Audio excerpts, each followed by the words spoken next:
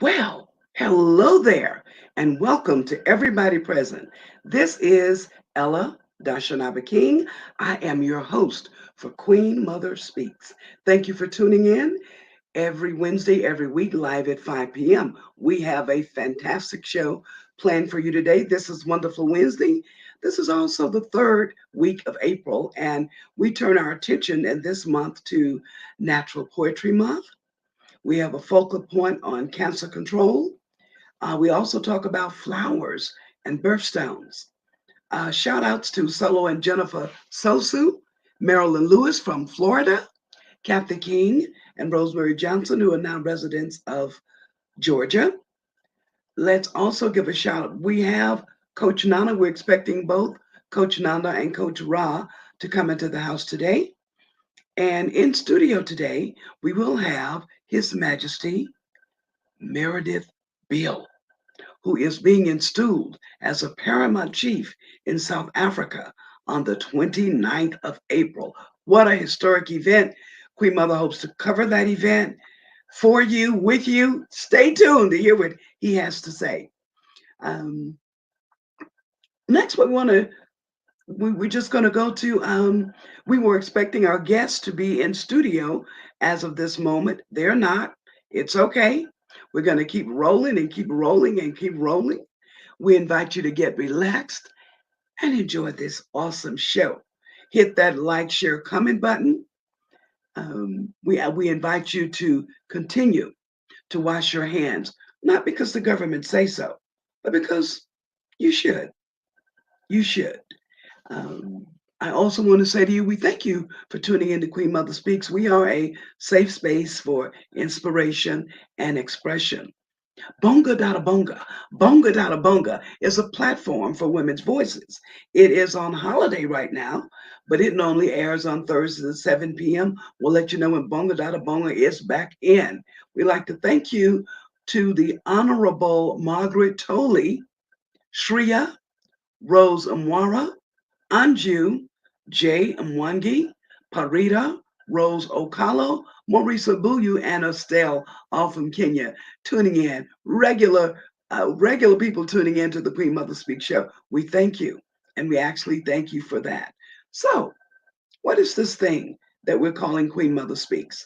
Queen Mother Speaks is a community platform, all right, for wealthy conversations that matter. We do commentary and insights to raise your awareness, to inform, to inspire, to ignite. We want to involve you in what's going on in the world. We want to enlighten your point of view. We want to educate you.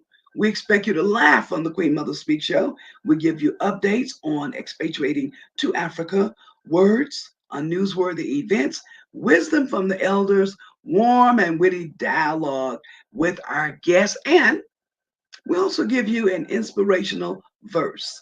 Very good. All right, we're going to just keep rolling until others come in. From the Art of Living Institute, during the pandemic season, we learned quite a bit about breathing. And we've now introduced breathing techniques into the Queen Mother Speak show. And how that works is we breathe in through our nose to the count of six, breathe in through our nose to the count of six. 1, 2, 3, 4, 5, 6. We hold to the count of six, and then we just exhale very slowly to the count of 10. So we're going to do 3 breathing exercises. Breathe in 6, hold 6, and then release to the count of 6. Are you ready? Okay, let's go. Come in a little closer. Let's go. Breathe in. 1,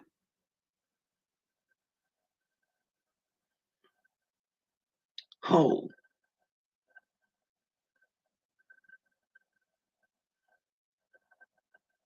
release.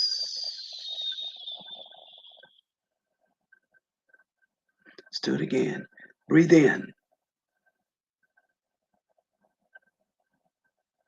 Hold.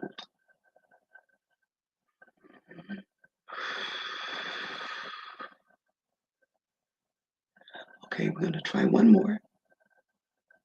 Breathe in.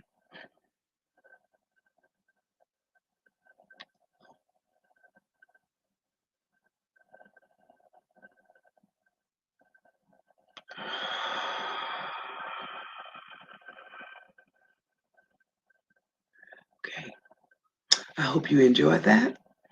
And I hope you got something from that. You see, one of the things that breathing does, it can actually reduce your stress level. Breathing is also very good with your blood pressure. It can slow the heart rate and it can release tension that could be held in the abdomen. Listen, breathing is life and life is breath. So we thank you for breathing with us and we ask you to continue breathing. And you can go online to their site and find out more about breathing. It is called the Art of Living Institute. You can Google it and find out about the Art of Living Institute in your specific city. Thank you for that. Okay, so in this moment, we're now going to go to our meditation. And I am going to read the meditation, and I'm going to ask you to listen with your heart. Our topic for today in the meditation is I trust my intuition and I trust my intuition to lead me on a clear path. I trust my intuition to lead me on a clear path. I trust my intuition to lead me on a clear path. We all have within us a place of understanding. This understanding goes beyond the books and it goes beyond the videos that we read or that we watch. Through these materials, they bring us insight and they help us to expand our consciousness. They cannot do it all. Okay? We must put in more work, work that involves just us and God. I like that. We must put in the work, work that involves just us and God. Think of this as the dynamic duo. I like that. I must practice sitting in silence. I gain awareness when I put in the work. I learn the dynamics of how my intuition works when I make myself available to receive. I gain new understanding to utilize in my daily living. Now, the books I read and the videos I watch resonate with me, and they resonate with me with clarity. I return to this place of knowing within any time that I begin to feel overwhelmed. I practice sitting, I practice silence and breath awareness regularly, and I receive greater understanding. Thank you, wisdom in me, through me, as me, around me, through the Christ within, and so it is. Our scripture for today is called to me, and I will answer you and show you great and mighty things which you know not. Jeremiah 33 and 3. Thank you for listening to the Daily Thoughts from the Hill in Atlanta, Georgia, Hillside International Truth Center, Atlanta, Georgia. And they sell these little booklets called Daily Thoughts from the Hill. And every day there is a reading for you. I invite you to check out Hillside, go into the bookstore and buy your own daily thought. And you can even read them along with Queen Mother Speaks. And we also thank you for being a part of our meditation. Now, our guest for today is having a little issue getting into the studio. Let me reach out for him again. Okay, let's see if I can see him in the studio. Okay. He's letting us know that mm, he's asking me if I see him in the studio. Nana, do you see him in the studio? Don't, but hello to Oh, everyone who is tuning in to the Queen Mother Speaks show this afternoon, morning, evening, wherever you are. We're so glad that you have tuned in and joined us today. Please be sure to like, subscribe, and share. Call your friends, call your family, and let them know that Queen Mother Speaks is on the air. Sometimes we have technical difficulties since Queen Mother is in Kenya. I'm in the United States. Our guest is also in Kenya. And, things oh, are I don't know if unpredictable. he's in Kenya today. Oh, okay. We'll find out where he may be. I think he did Mm, travel. And he's okay. saying that he is having some issue coming into the studio. So what we're going to do is instead of having him come on next, we're going to move to the second portion of the show. And the second portion is where we began to talk about, well, this is also National Poetry Month. So we could Yes, do some poetry. And we can also talk about Cancer Prevention Month. We were expecting definitely. Coach Ra in the studio to talk to Hmm. us about that, but she's not here. So right now, as our guest is seeking to go out and come back in, we're going to go ahead and begin to talk about Cancer Awareness Month. All right, just one You know, I second. did have cancer. Okay. And more importantly, I survived cancer, and 99 people with me, or 98 people with me, did not. Cancer has Mm, been preventable, and with America has had the cure for cancer since the 1950s. So the and we're question for still me, letting people come up with this. that's 70 years, Queen Mother. Mm, Can you imagine 70 years and people are still dying every day? It's preventable. Now, sometimes cancer, to be clear, is genetic. mhm. Sometimes it's environmental. Sometimes it's from bad choices that we made in terms of diet, smoking, um, using products that we know can cause cancer, from not reading the labels on products. Part of that can be your fault. Part of it is the fault of the United States of America that didn't require um, Food and Drug Administration, didn't require foods to be labeled. So there's some foods that we have in America that are banned in Europe and in other countries Yes, because it's they true. know that the dyes cause cancer. They Medications know that too, by the the way. medications, definitely. They know that the side effects of um, chemical spills, the side effects of makeup, lipstick, some Mhm. of the colors in lipstick and sodas cause cancer. And As I well as didn't putting know. as well as putting chemical on your hair. Oh, definitely. You know, there's the Mhm. cancer lawsuits are now raging for anyone who processed their hair.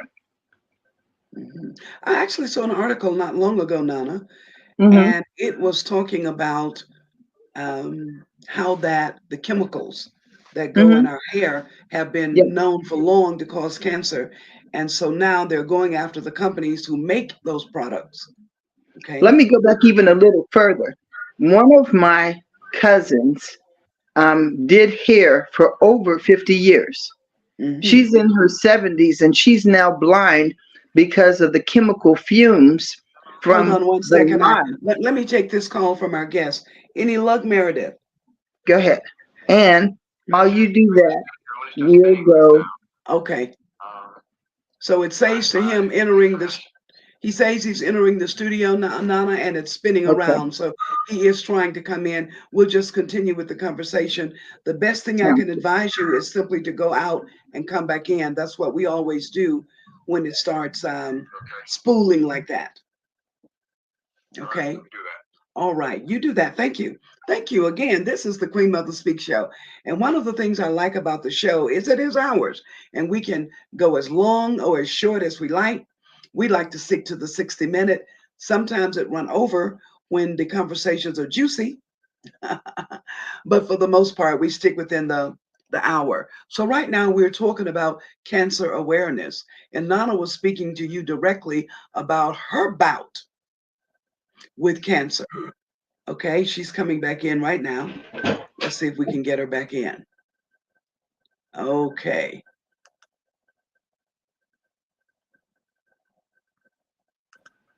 There we are. Okay.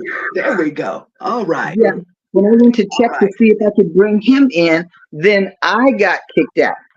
So Okay. we Here's want to her. remind you, if you are viewing today, please like, share, subscribe, and tell us where in the world you're coming to us from. Hello, Cheryl. We're glad to have you. Hello, Lisa Holiday. It said, I have helped individuals get rid and prevent cancer. Welcome, Hmm. sir. We are so happy that you're in the studio with us today. We are excited and Do you honored see to us, have you. Meredith? Hello, greetings, greetings. All Queen Mother, right. Greetings. so this, how are you doing? All right. Very good. Wonderful. Very good. Yes. So So what we're doing right now, Meredith, I don't know about your time, but we had you on first for the show. As we were having a little difficulty, we went to the second part, which is talking about Cancer Prevention Month, which is the Yeah. month of April, and we're just having a conversation about that right now. Okay, Yeah. and then we'll Okay. come with our full interview. Go ahead, Nana. Well, I'm sure, Okay. um, Meredith, that you've experienced loss of many friends from cancer and other health issues. Hmm. And what happens? People are leaving us at an alarming rate from something that is preventable. So cancer cannot survive in an alkaline environment. So one of the things that I do now is I get bottled water, and a case of bottled alkaline water here in the United States is only $5, which is not more than you would get a case of 30 or 42 for $5 from a Walmart or a convenience store or something. But you can alkaline your water by adding cucumber or strawberries to it, or go on YouTube and also take a look. So we're I getting have a lot found, of comments. Go Nana, ahead. what Hmm. I have found to alkaline my water is I simply do fresh lemon or lime juice. I just Yeah. squeeze it into my first bottle of water because I learned from the Hebrew Israelites, I don't know, some years ago, that Hmm. cancer can't live in an alkaline environment. And I said, Correct. well, what makes it alkaline? And they said, Hmm. well, we squeeze fresh lemon juice in our water. So I have that first bottle of water every morning, whether it's warm or room temp, definitely Right. not cold. Right. I squeeze the lemon juice into it. And now she's also telling us that you can use cucumber Yep. and strawberries. Somebody also said apple cider vinegar. Yes. Okay. And we have people that are in our chat room. Um, so Lisa's telling us that she's helped individuals get rid of and prevent cancer and be cleared by their medical professionals. Yes.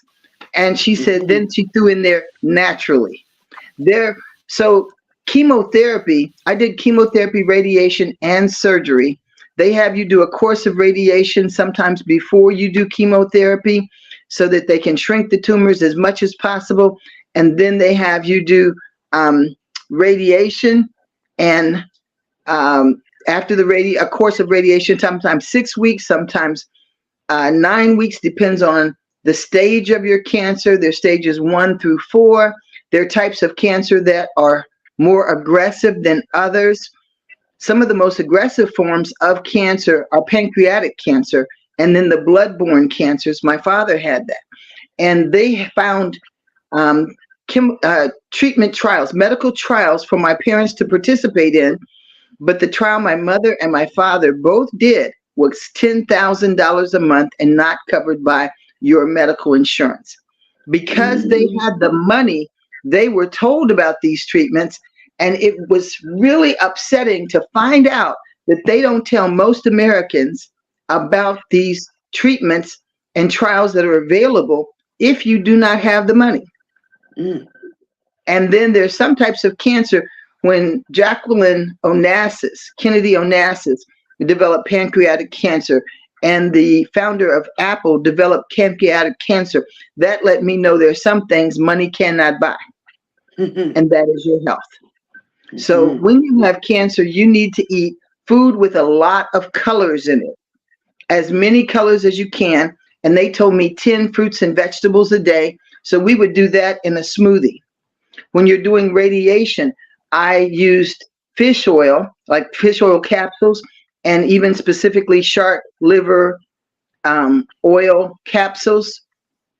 And those cover your healthy cells so that when you're doing radiation treatments, it will not damage your healthy cells. It used to be they just had blast radiation that just covered your whole body. And that, remember when when I told Dr. that I was getting ready to have radiation, you reminisced to when your mother had radiation treatments and you Yeah. were hysterical. But we Yeah. had done a lot of research, and I went to Grady Hospital, Memorial Hospital in Atlanta, Georgia, because Mhm. they had a new pinpoint radiation broadcast system that directly hit the area of my body where I had cancer, which was colon cancer. And that didn't do the broad spectrum.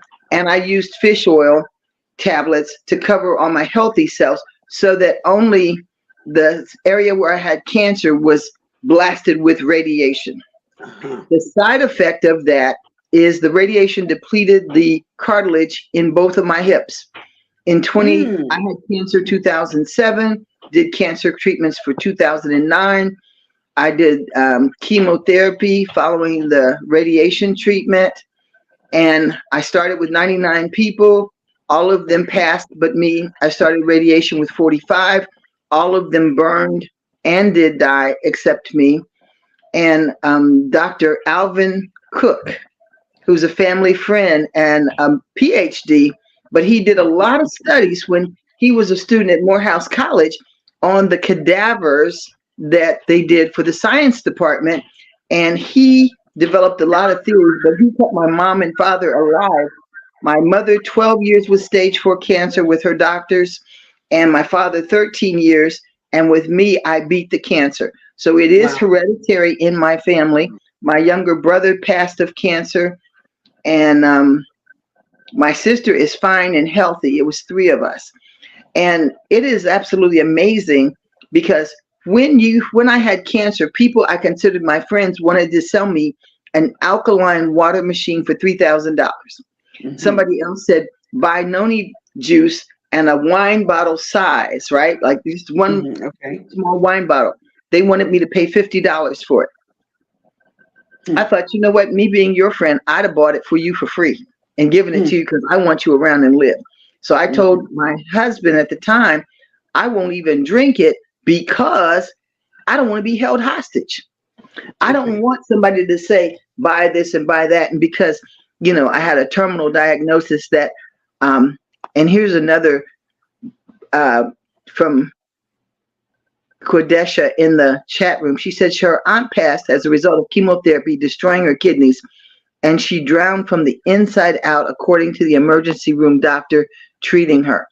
What happens is you have to study, and I am a researcher, as many of you know, and I found that they treat things differently in India and in Asia. And one of the students, one of the friends of ours, they played tennis with my children, Kieran Calvin. She sent to her sister, who climbed a mountain and got a root and had this huge root sent from Asia, and they put it in fluid, and then I was supposed to drink it in a tea, just heat it up and drink it, or not heat it up, drink it room temperature. Then I had, I was doing the smoothies, and then I took liquid minerals. Our bodies need over 100 minerals, are made up of 100 minerals, but you deplete the minerals and vitamins in your body.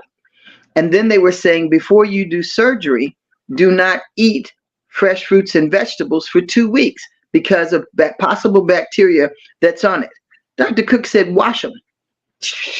Wash your fruits and vegetables. But if your body, that's it. But if you go into a surgery without eating fresh fruits and vegetables, then you don't have anything with which to fight the cancer with.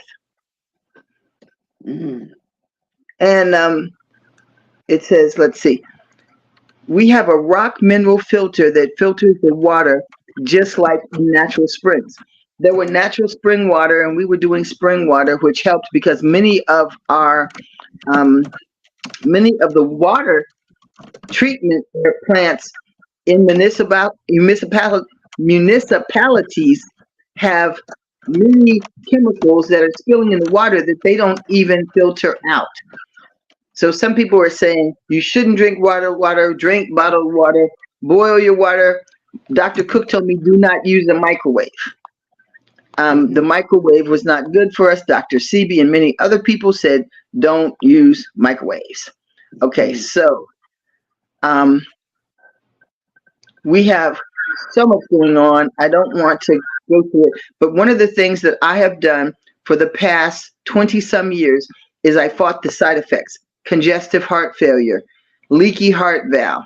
My heart was damaged and weakened from the treatments, and vitamin C. One doctor, I did a study, and he said 50,000 milligrams. That's a lot. 50,000 milligrams of vitamin C will kill your cancer. He lived to 101.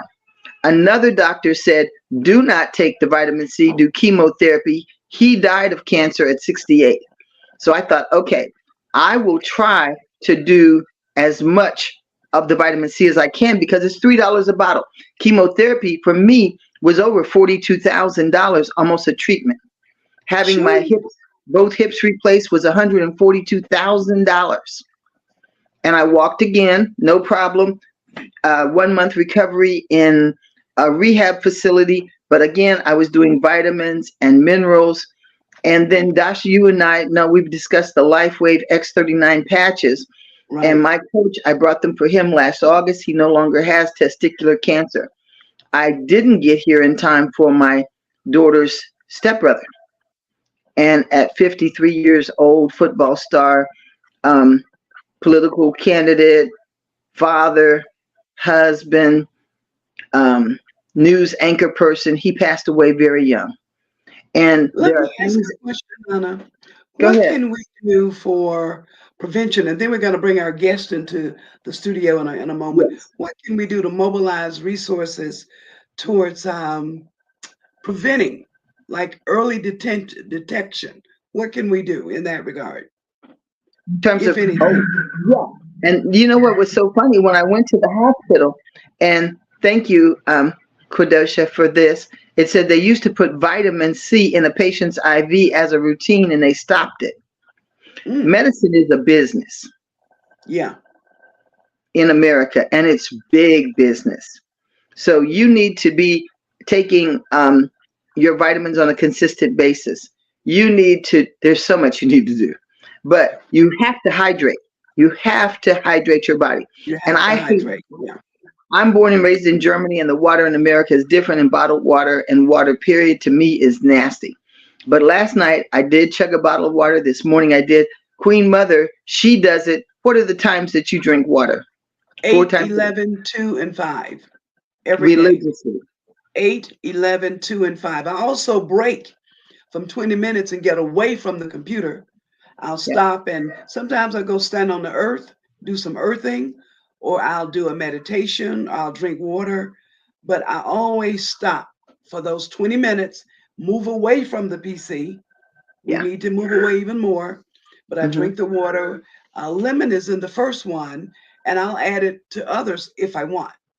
Yeah, apple cider vinegar is another one that's very good. You should be taking that to the water. Ginger. We're waiting for our guest, His Majesty MEREDITH BEAL, to come back into the Queen Mother Speak studio. We're so excited. I don't know. It's a beautiful day here in Nairobi, and the sun is shining, and here Queen Mother's doing great. And so I don't know any reason why it's messing up, but something's going on. That's okay. So Queen Mother, let me go ahead. Another question.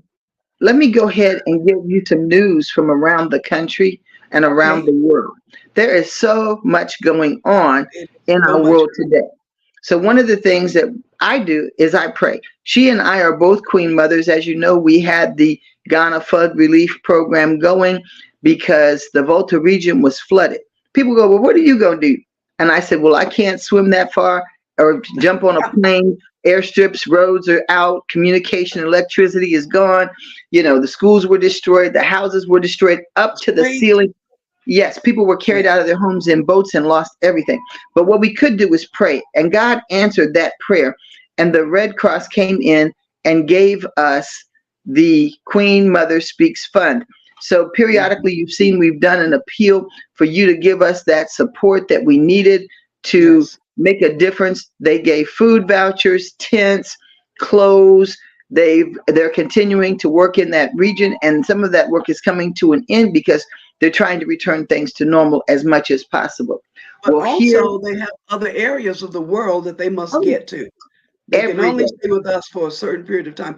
Nana, can we put up the QR code for the relief fund?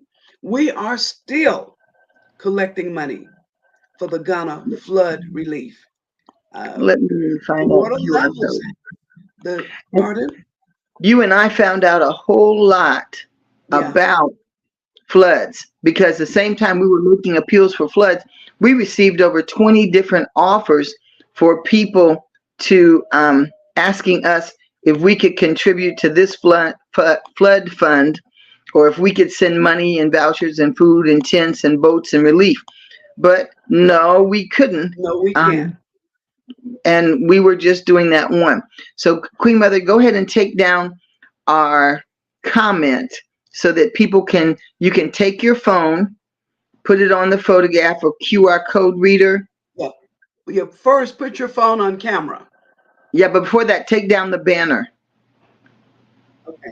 Take down our comment, and then they can get the full QR code. This code will take you directly to the GoFundMe page, and you can still donate. And we would appreciate it, and so will the people. But right now, disasters and flooding everywhere. And the United States has taken a terrible hit. Do you need me to take down the QR code first? No. Let me take this call. Oh, okay. So hi, we're still in studio. My internet guy's here, and we're going to his spot, which has faster, so it'll take me about two minutes, and I'll be entered. Very well. I guess we're calling Ladies and gentlemen, that is His Majesty. He said he will be around in 2 to 3 minutes. We certainly can find something to do for 2 to 3 minutes while he's getting back into the studio. What were you saying, Nana? I'm saying that right now, scientists are warning of an incoming cicada invasion this summer. We have killer bees. We have all kinds of different pestilence that we have not seen in a long time. But now they're preparing and doing science projects everywhere here in the United States. But we're having flooding, mudslides, fire. I have never seen a state on fire like Texas has been here in the United States. And we're having California. Oh, absolutely. So I'm trying to tell you. But the fire surrounded the firemen and towns to where there was no way out. Ooh. When was that? No. Yeah, it was this past month. We've had cities that have been dumped with 2 feet of snow in one day. We had rains that came 24 inches within hours, leaving motorists stranded. And I was going to try the next news report we do. I'm going to have the pictures and overlays so that you could see it. But here are some of the Ghana flood relief pictures. Here's some of the tents the people were put into. This is how they had to take the people out in boats, and you can see that the houses are flooded up to the rooftops. Oh, yes, it is. And I just want to say, my house in Ghana, in the Volta region, in fact, was underwater. A lot of the water has receded by now, but the house indeed was underwater. Oh, Queen Mother, I wish that you could see the photos. The cicada bugs are about big as the palm of my hand and about 2 inches wide. In the past, they would have been like little tiny grasshoppers, but these things are huge. The other thing that's going on here in the United States is President Trump is on trial. He's on trial, and they have now selected a jury of 7. He was warned yesterday for making comments towards the jurors that were selected. And you can imagine that is quite an event, because when you're selected to do jury duty here in the United States, you don't know what case you will be assigned to. You just go in for your week of jury duty. Can you imagine that surprise that they had when they found out they were then sitting there being selected or not selected for President Trump's criminal trial? Because you know what that means. They're going to be sequestered. What sequestered means is that you don't get to go home. You cannot read a newspaper. You cannot watch TV. You cannot have your cell phone or communicate with outside people who could influence your thinking or give you information that would change your mind or sway your decision from listening to evidence presented in court, which means their lives are going to change as they know it. And then many witnesses, people have said in the past, were bought off, paid off, or killed, or are missing. And so, right. So they are really governing and monitoring who's selected on the jury and keeping their names, their family names and things secret. It is a lot.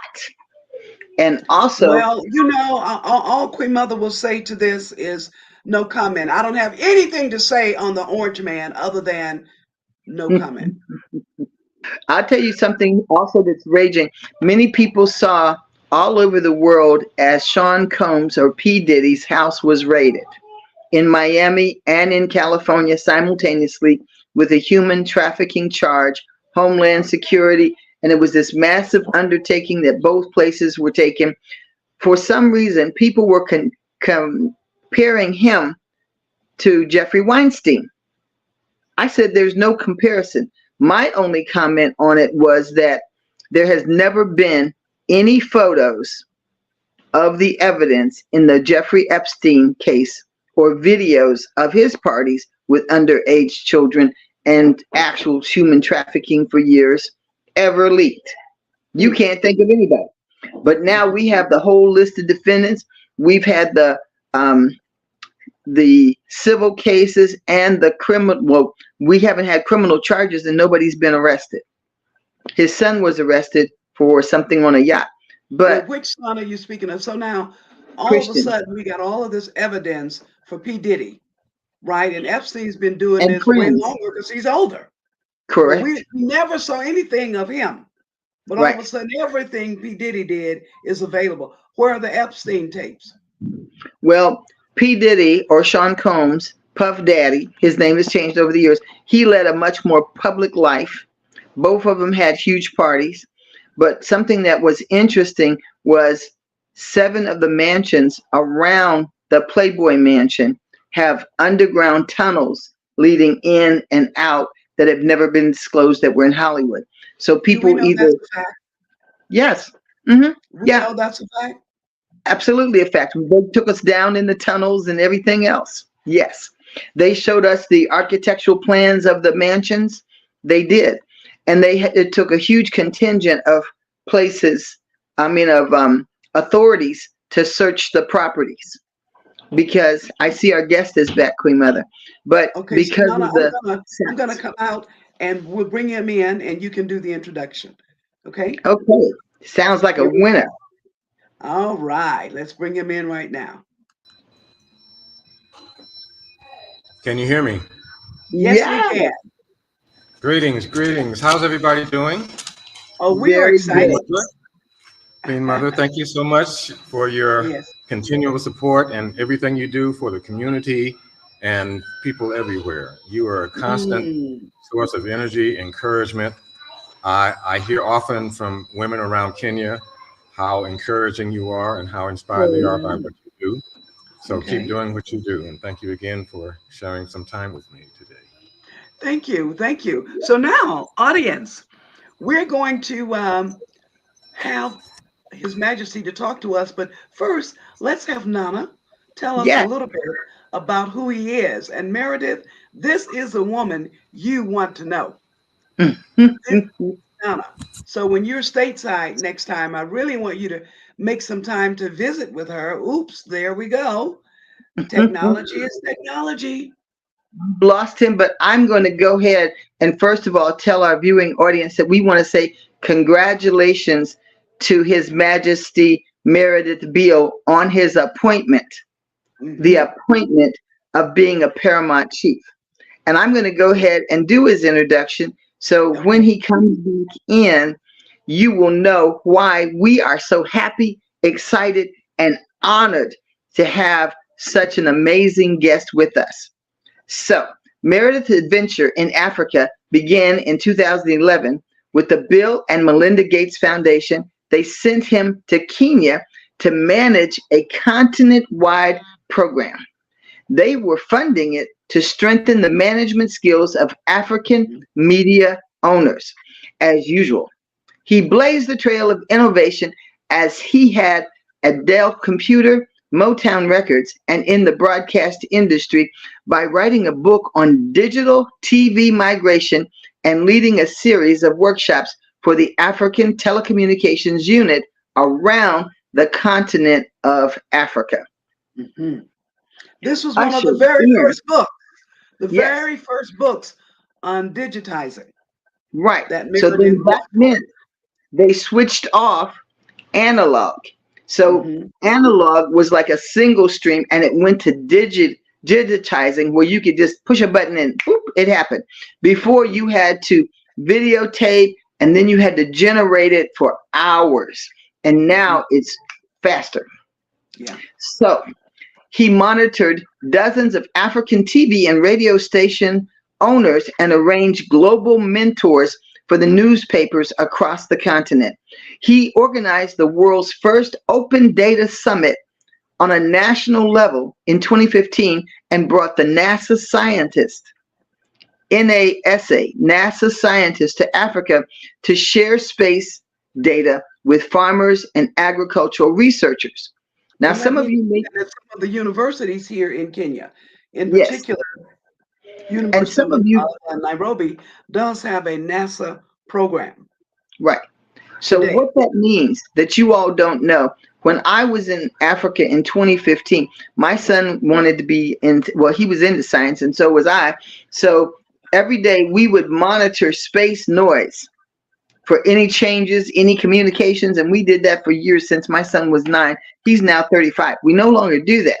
But from our space program, there are satellites outside of the hemisphere of the of the globe of Earth, and they can zoom in to your front door and tell you Woo! who came in the door, who came out the door, what crimes were committed, and they can see trees growing. They can do time lapses. They can see all kinds of stuff that can cause problems for farming or for agriculture. They can see storms, earthquakes, and volcanoes all at the same time. So Yes. Meredith is the first person to take the U.S. Federal Communications Commission experts abroad to train others, first to the country of Kenya and then other African nations. Now, here he comes again. It is a regular part of their activities. He went on to become a delegate at the United Nations Environment Assembly, the African Union Assembly, the Geneva Peace Talks, and the G20 Summit in February in the country of Ethiopia, which ended with the recitation of his poem, Just a Moment of Peace. Let me give you the title of his poem again, Just a Moment of Peace. And we know that many of you viewers out there that wish that you could have just a moment of peace because there's so much going on. And this is a National Poetry Month. Each month is designated as a lot of things. So we are going to be bringing poetry and poets throughout the month. In fact, we've actually asked His Majesty to do a Yes. poem for us today in recognition of National Poetry Month. Yes. So as a global citizen engaged in citizen diplomacy, his travels has taken him to 63 countries in the world, including 27 African countries. In October of 2022, culminating in his 10 years in Africa, Meredith received the African Impact Award. He soon followed that by organizing the historic African Renaissance Cultural Conference and honors in the country of Senegal. So now you know Kenya is on one coast, Senegal is on the other coast. This man is crisscrossing the continent all the time. All the time. And I tell you, that's a lot of airtime. That's a lot of money. That's a lot of sacrifice and hydration. Don't forget hydration. And energy. And health and energy. So, as I said, he followed that by organizing the historic African Renaissance Cultural Conference and honors in Senegal, which featured the keynote speaker, Dr. Julius Garvey, son of the legendary Marcus Garvey, with participation from Haile Selassie's grandson and a host of other Pan-African icons. Sir, this is amazing. And our viewers are just realizing the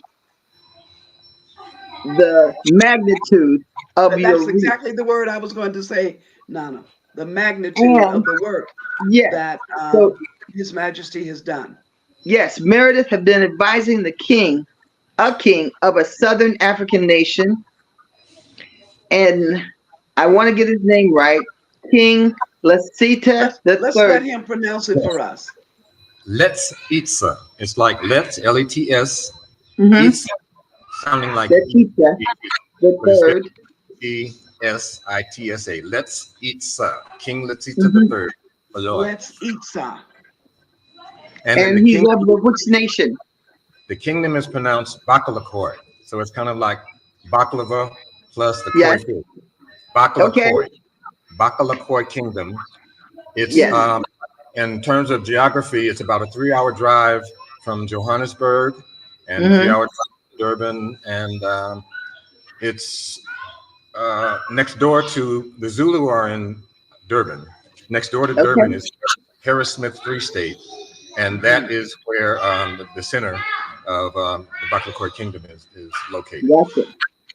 And most recently, he was appointed to the high leadership position in the kingdom, Senior Paramount Chief and Global Envoy, meaning that your primary point of contact for international community is something similar to a chief minister.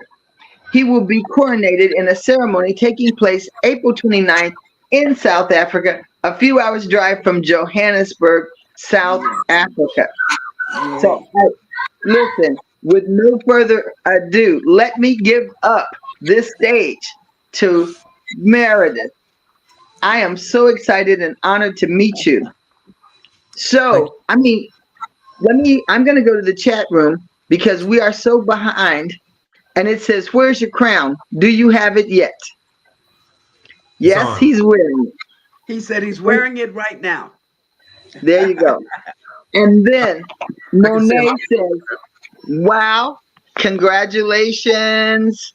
They're just coming in one right after the other. And I do know that Queen Mother, she wanted me to try to make an attempt to come, but because I wasn't able to get my passport, I am struggling now to get my passports and visas. I will not be able to make it, but at some point, I promise you, we shall meet. Looking forward to it. Looking forward to it. Yeah, So tell me. Indeed.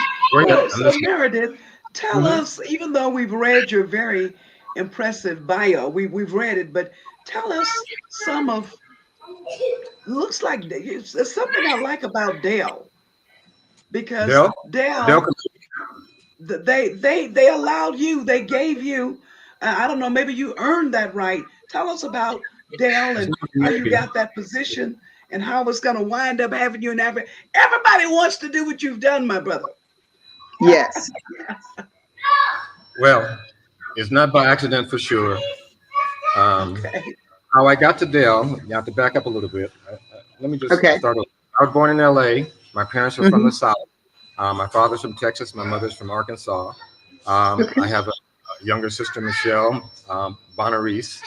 And early in our childhood, our parents took us on road trips often. And we would go to Texas and we would go to Arkansas. And I really, truly appreciate the relationship that I had with my family there, but also the exposure to farm life and country and fishing, and it made me more of a human than living in an urban environment. My interests were science, music, and journalism, writing.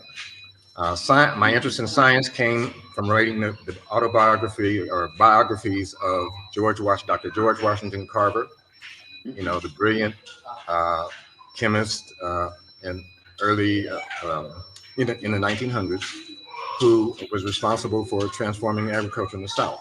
And that inspired me that a Black man became a scientist and was able to help so many people. So I wanted to become a chemist, which I eventually did. In the 80s, I was a chemist in the daytime, and I was a magazine editor in the evening. And then at some point when I got tired of left brain stuff, I quit the chemistry, Spectrum Chemical Corporation where I was working. And then I was full-time at the magazine, eventually becoming editor-in-chief of the Rhythm and Blues Report. which being editor of an entertainment magazine also gave me exposure to everybody. So I got invited to everything, the Grammys, the Academy Awards, with artists trying to get on the cover of our magazine. That gave me a little more clout, so to speak. And then in 1988, my lifelong friend, Jonathan Clark, I met him when he was 9, I was 8. We met on a Little League baseball field, became champions there, and have been champions in life ever since, exemplifying teamwork. And so Jonathan brought me to Motown. So he was vice president, I was director of marketing in Motown. And when we got there, he and I had the only 2 computers in the building. If you can imagine a multi-million-dollar corporation in the late 80s functioning without computers.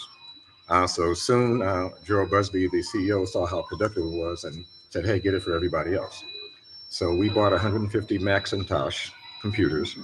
We connected the Los Angeles, Chicago, and New York offices. And so in the daytime, I was doing budgets for Johnny Gill and Stevie Wonder, Smokey Robinson. In the nighttime, in the evening, I was fixing computers. I was the IT guy. So I was the first IT guy for them. At the same time, I was wearing the hat of director of marketing. But it was an incredible experience, even though Jonathan and I worked nearly around the clock. We might have slept 4 hours a day or so. We made Motown the first digitized company in the entertainment industry, period. Its parent company, MCA Universal, saw the systems and the templates and the stuff that we did to advance the technology there. And so they adopted it for their systems. One of the powerful things was Jonathan transformed the creative services, which is doing the album covers and graphics for the advertisements and all that, using, in the old days, it was color separations, processing, developing film. Xeroxing. And then, so digitizing that department saved Motown a couple $1 million the first year. And then even in those days, like 89, 90, we were sending files to the printer using a 2600 baud modem. That was before email. And this chain of innovation continued. So for us, it was just curiosity and doing the things we've always done as little kids. I feel we were fortunate because I grew up in the 50s. In Popular Science magazine, you could buy almost anything. So I built rockets. You could buy a rocket engine in the mail when I was 12. So we built rockets. It was unregulated. I built my first radio transmitter when I was 14. I built my first laser when I was 16. There used to be something called Heathkit, and there was Olsen Electronics. You could go in and you could buy parts and stuff. And so we took apart everything, and that curiosity and adventure continued into our later lives. So in Motown, so sir, they want to know, where did you go to school? I went to school at my first school was Western Avenue School on like 54th and Western. In what city? In Los Angeles, California. Okay. And yeah, so I was born in Los Angeles. We lived on 50th Street. In those days, we walked to school in the first grade. And I remember walking under a tunnel onto the other side of the street. And, you can't imagine leaving a 5 or 6 year old to walk 6 or 7 blocks down Western these days. So I went to Western, then I went to 74th Street School. Then I went to Horace Mann Junior High School. And there, I was also fortunate that my parents exposed me to music early. So I had clarinet lessons, I don't know, maybe 8 or 9 years old. And clarinet and saxophone were the same thing. And then they gave me piano lessons. And, so my exposure to music was a rich part of my life. And so my foundational musical mentor was at Horace Mann Junior High School. Kei Mukagawa provided me the fundamentals of music theory. And so I became first tier clarinet, classical clarinet for the longest. And then got in high school. I was in sports instead of, I stopped playing music and I went into sports, basketball and track. I was coached by the legendary Willie West at Crenshaw High School. Crenshaw is the legendary powerhouse. James Butts who is currently the mayor of Inglewood. He and I were on the same basketball team playing for Willie West, and we learned how to win. And that was what was important too. And so high school, and my father was a financial manager. All the rest of his family were educators, and he didn't want to be educated, so he became a financial manager, but in the school system. So he was at my high school before I was. And going to high school, my dad's there, you know, but everybody knew him, and he was such an example of a strong Black man. You know, people talk about, hey, I remember how Mr. Bill was always sharp walking around the campus and stuff.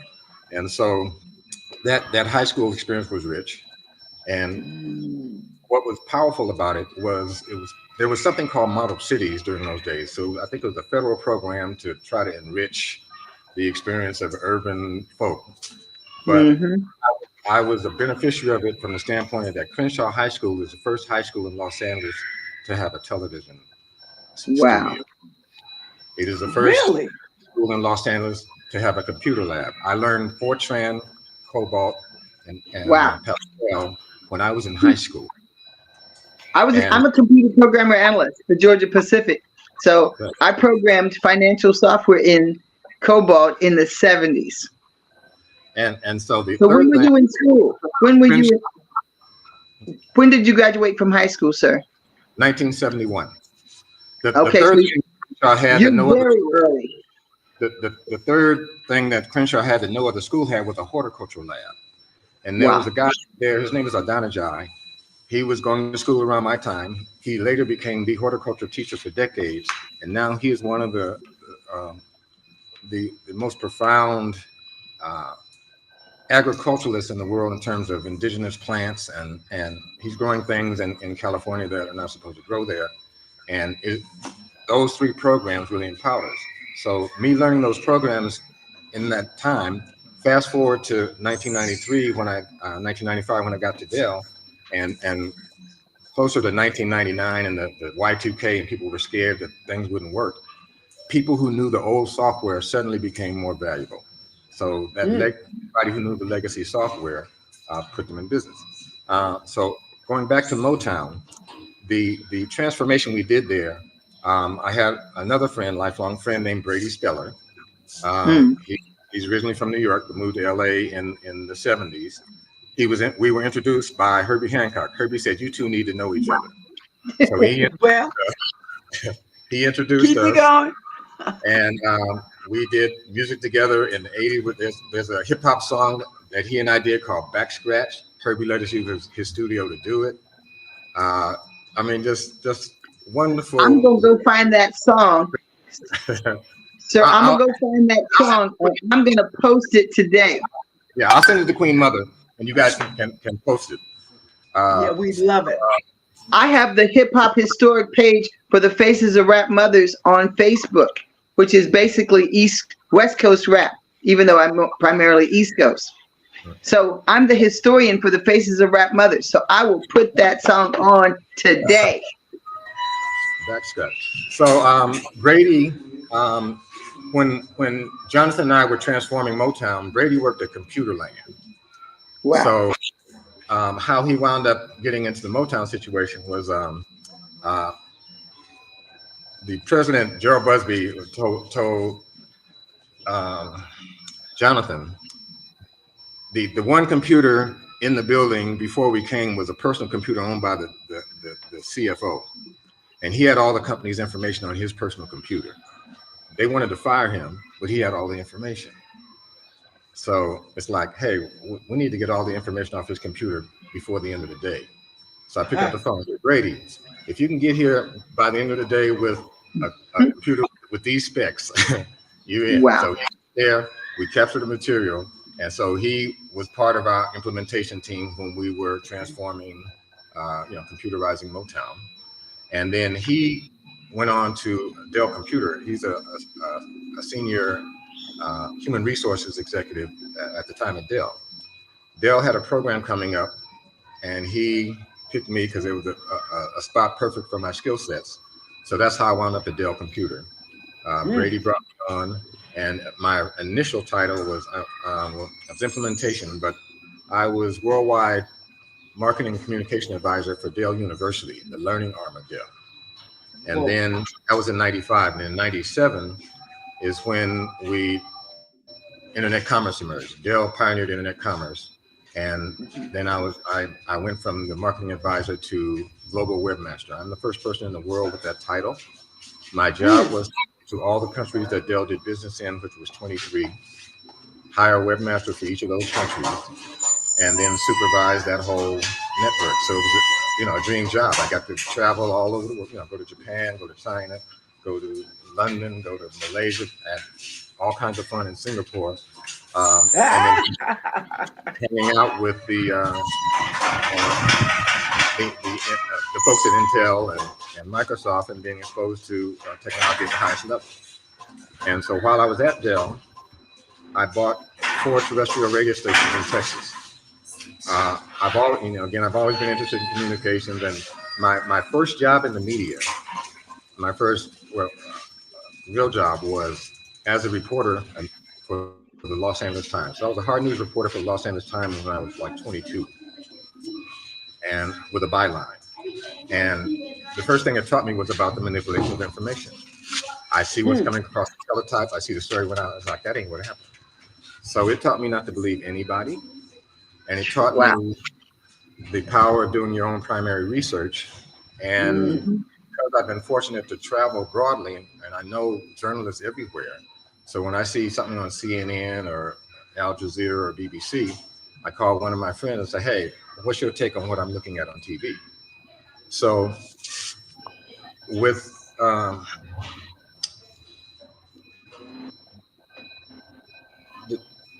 that fear of control of information and realizing that we're not hearing the real thing. And I also encourage people, if you were talking about your passport, a passport's $100. Nikes are $400 or $500. Get a passport. You don't know what's going on until you've gotten outside the United States and take a look from somewhere. They've gone up, sir. They're $200 to $400. They're $450. Wow.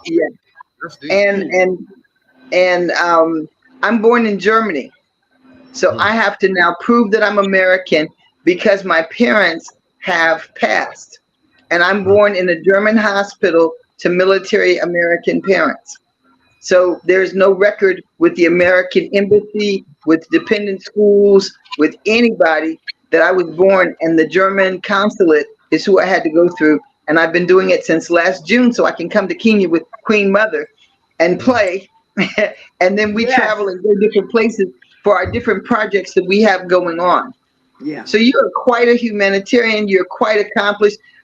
They asked, we asked, did anybody know anybody who's worked in technology this long? Because I know I graduated from DeVry with a computer informations degree and worked at Georgia Pacific, who had 400 locations in 12 countries. So I don't know anybody else. I know dozens of brothers in particular, and a number of sisters. But you're talking about 71. Yeah, I'm saying. Well, that's almost pre-internet. That's true. Yeah, that's the people I know who have been in technology around the same length of time as me. Almost, they've probably been in it, 40 years. Right. But especially since I've been traveling, I've encountered guys that I never heard of. Like, for example, there's a brother who owns the Africa Channel. The African Channel is a cable station out of Hollywood or in the Valley in California, and they have been probably 35 years old or so. It was started by a guy who built software for banking, and he made $400 million back in the 80s, and so he, I think, took $50 million to start the Africa Channel. And so I run into people who are under the radar, we never heard of, but there's some people doing some incredibly.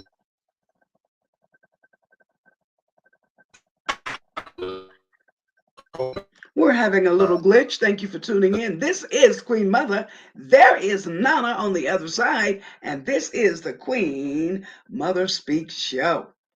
I'm just blown away by the life that Meredith have lived. And like you said, it's not by accident. It's by divine design. And he'll talk to you a little bit more about that as well when he unfreezes on that screen. You know, We're I'm so definitely glad going to have to bring him back. technology effs up sometime. Nana, how do you feel about technology effing up sometime? Personally, I feel good.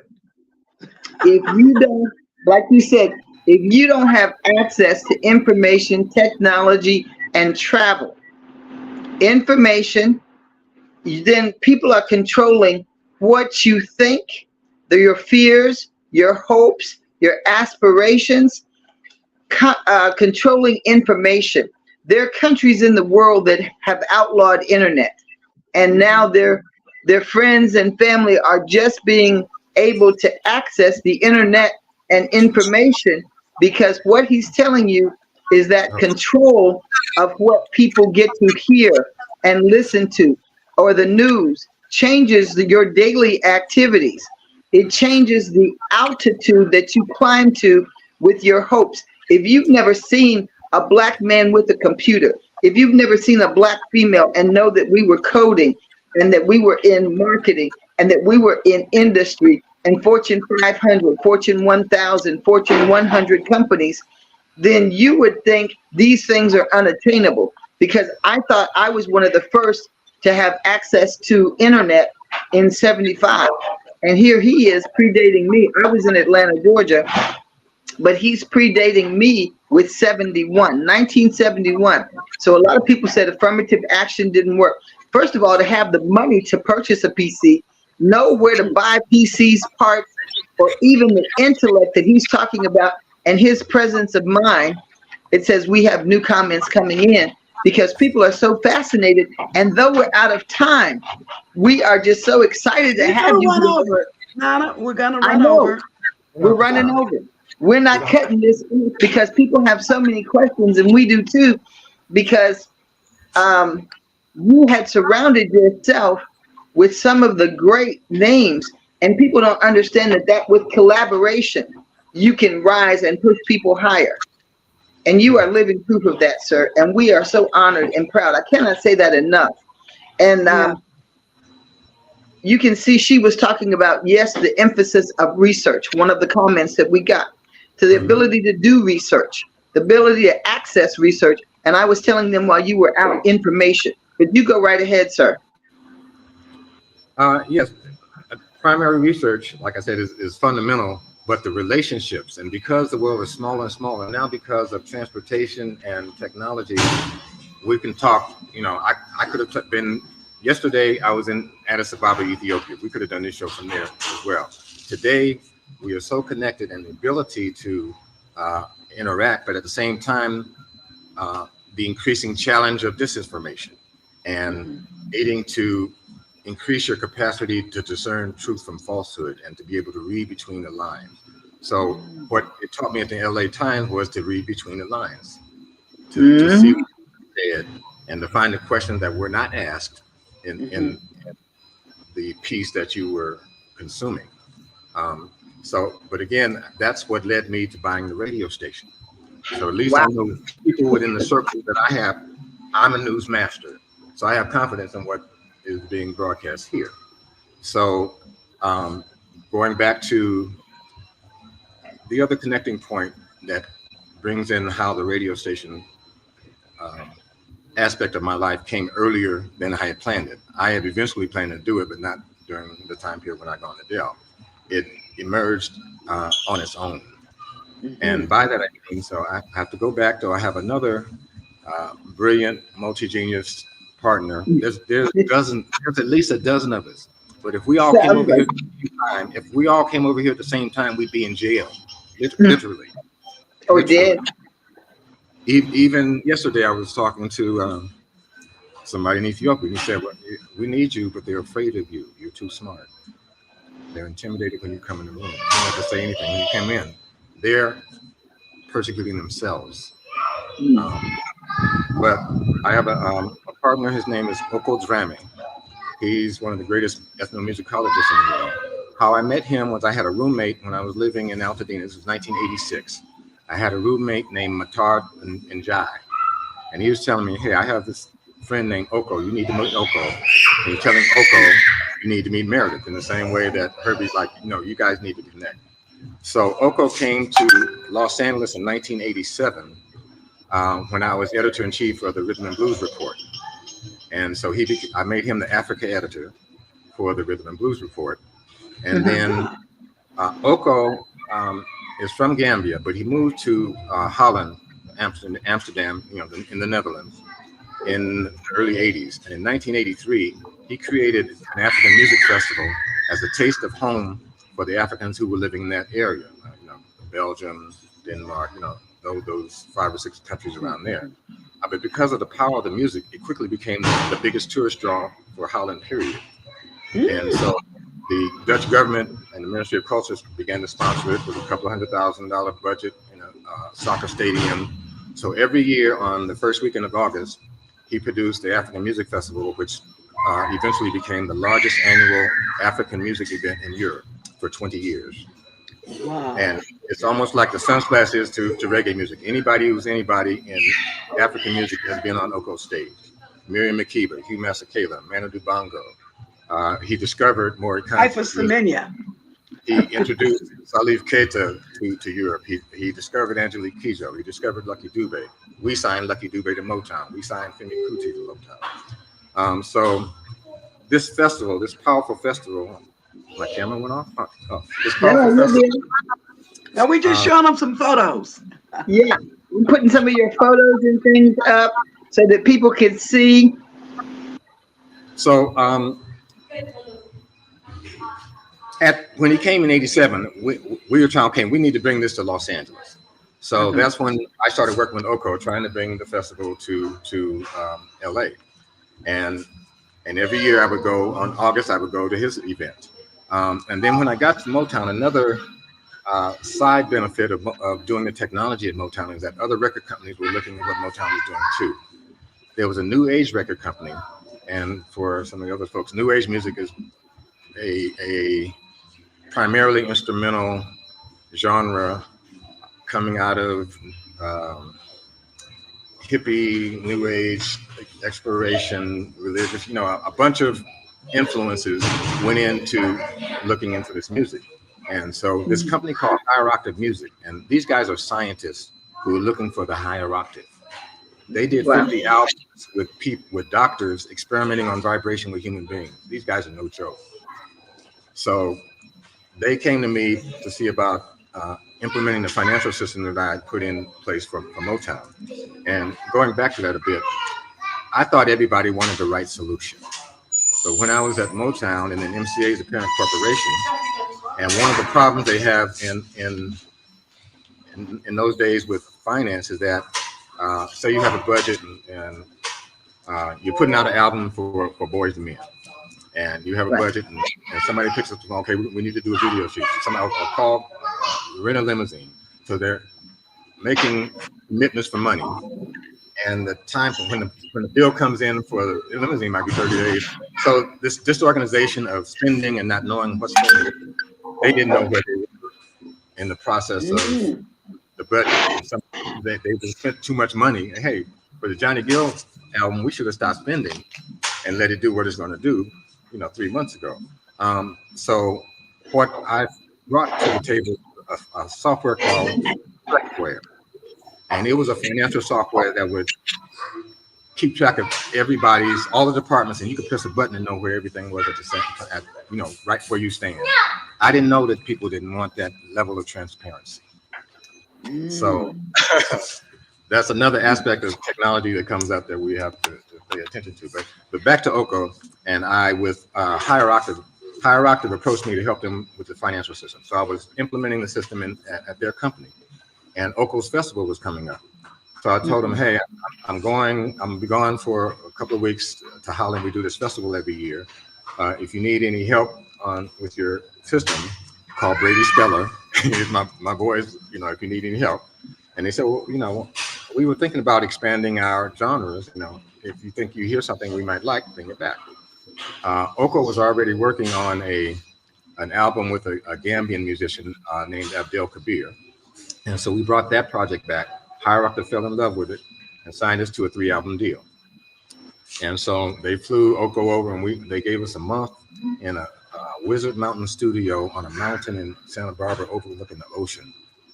And we recorded some of the most exciting music he started with musicians in Gambia, took it to Europe, did some mixing there, brought it to the US. We added Black American musicians like Bill Summers, the percussionist. We had Tower Power horns, and we produced a sound. So if you go to YouTube and look at the Soto Koto Band, S-O-T-O-K-O-T-O, Soto Koto Band. Let me spell that for me again. S-O-C-O? S-O-T-O, Soto, S-O-T-O-K-O-T-O Band, Soto Koto Band. Okay. And so the first album, check it out. The first album we did was called Goombay Dance. Goombay is a Wolof word, Gambian West African, means to swing. And so for Higher Octave, it was exciting because it was African music, but they didn't really know how to market it. So we brought in one of my heroes and mentors, Regina Jones, was the publisher of Soul magazine and Soul newspaper, and that was the heart of Black entertainment journalism. Started with Regina Jones and her husband Ken Jones. So kudos, hats off, go look them up. Soul magazine was the deal. And so anyway, I brought her over to help us promote this new African act. And I remember the change of tone and change of feeling that Higher Octave, like I said, these are rich guys. Mm-hmm. So they gave Oko and I an advance of $10,000. So they said, okay, go over to our bank and cash it. Would you call them and tell them we're coming? What's this? Call them and tell them we're coming. I can't go to a bank in Beverly Hills and hand them a check for $10,000 and then give me the money. Please call them. He didn't believe me. We went to the bank. Bank called him. He had to go there. So again, that was 1993. So we did 3 albums with Higher Octave. The third album was called Mandingo Beat, and the artist name is Pops Toure, who was a legendary singer in Gambian history. And Oko, his life dream was to document Pop's music. And there was a group called the Super Eagles. So back in the 60s, they were the guys who were taking James Brown and Ramsey Lewis and all the Black American influences and kind of fusing it with Gambian music. And so Oko took them to I think London, took them to Europe and exposed them. So Oko has done the most out of anybody in advancing African music and culture in music industry. He did documentaries for BBC. He did a 12-part radio series on African music.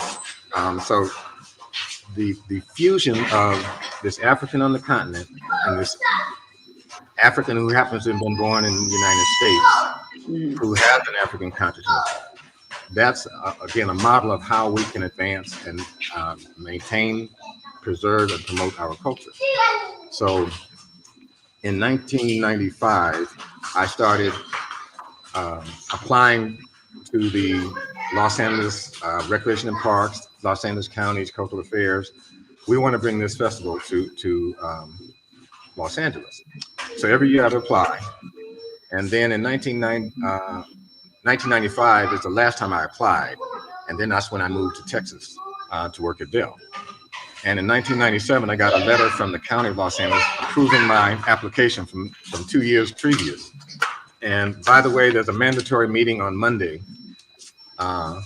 And so I hung up the phone, called my friend Michael Dixon in Los Angeles and say, hey, there's this meeting on Monday. Can you go there and get all the information and then we'll figure the rest out later. So you just answered slightly some of the questions. People wanted to know, how did you fund these travels? You can go ahead and tell them to quiet down because we want to hear everything that you're saying. Yeah, tell them to quiet down. Tell them we This won't is the keep Queen you too Mother much Speak Show. longer. We're speaking with Okay. His No, Majesty Meredith Bill. no, And in the you're welcome. background, we have some children. What you want to know is that we live in real life situations. And in Yeah. a real home, sometimes children are there. So please excuse No, the background noise. We're going to have to re-record no, this at some point, this is Meredith. real But life. right This now, is it's real life. all right with the kids there. Keep going. Right. This is Because real our life. children are our future. Yeah. I was somewhere and it was like quite. Matter of fact, we can get back to it later. But I wrote a peace proposal that was submitted to the United Nations in January, and one of a few sentences in there talk about wonderful sounds.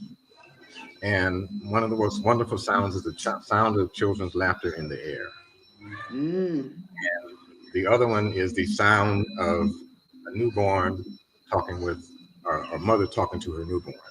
Those are some of the most precious sounds in life. Wow. But when soldiers are storming hospitals, you won't hear those wonderful sounds. You'll hear some other sounds. Right. And when bombs are going off in school neighborhoods, you're not hearing laughter in the air. Right. Again, back to the bringing the African Music Festival to LA. So it was one of the hardest things I've ever done, but at the same time, I learned one of the most powerful lessons in life that's taken me where I am now. And that was about authority. Who has authority? And, so we partnered with the County of Los Angeles to bring the African Music Festival, and the headline band was Osabisa. And so any of you people in the old days, Osabisa, Teddy would come riding in on an elephant on stage. They put it down. You think George Clinton was something? Osabisa put it down. So one of the bass player had an passport issue. He was from Ghana. So Teddy said, "Hey, we're bringing Mac has a passport problem. We're going to bring a Black American bass player with us." The guy who showed up was somebody who played on my very first recording in 1975. And the reunion was just an amazing thing. It was Greg Brown. In my early days of music, in the 70s, when I was in high school, I stopped playing music. When I started playing music again, I wanted to play something I hadn't played. That's when I took up the bass. Okay. So I was a bass player in R&B bands and funk bands and jazz bands and jazz fusion bands. And, that was, an important part of my life. And when lost my train. That's the last thing I said before this. Well, they wanted to know, how many instruments do you play? About a half dozen. So saxophone. Well, And clarinet, saxophone has all the same fingers. So there's several instruments you can play with that fingering. The bass guitar is also the same as the violin. Okay. And one of the instruments that I'm known for is the harmonica. I play a chromatic harmonica. Okay. And if you go to my YouTube channel, Meredith Beal on YouTube, there's some performances. In 2014, I was a headline performer at Broadcast Film Music Africa, which is the largest entertainment conference in East Africa ever. And it was streamed live, and my parents got to watch it from their couch in LA. And that was the most valuable experience of it. That here I am on the other side of the world, headlining a concert that they can experience. And it was interesting because my job during those days was advising media leaders. None of them knew I played until then. Right. And we blew them all away. And then some of my colleagues at work said, now when you're talking about digital migration, they're really going to be listening because they know what you did up there just didn't just jump up to do that. Right. So I play a variety of percussion instruments. One of the most intriguing instruments that I've been messing with, which I'll get back around to in the next few years, is the theremin, T-H-E-I-R-M-A-N. It's an instrument invented by a guy named Theremin in like the 1930s. He was a Russian scientist dealing with vibration. he disappeared for like 30 years because they put him in a concentration camp as a thought criminal because he was too smart. So this instrument is like a box, and it has a vertical antenna on one side and a loop antenna on the other side. And it works on the body's capacitance, meaning the distance between your hand and the vertical one determines amplitude, and your hand in the loop determines frequency. So you play it with movements. It's almost like a dance or a choreography. So I took the theremin to Houston-Tillotson College in those days, now Houston-Tillotson University, historically black college in Austin, and we did some stuff on the theremin that was mixing their beats and my theremin stuff, meaning students. So there's more music coming out of my life in the next couple of years. So before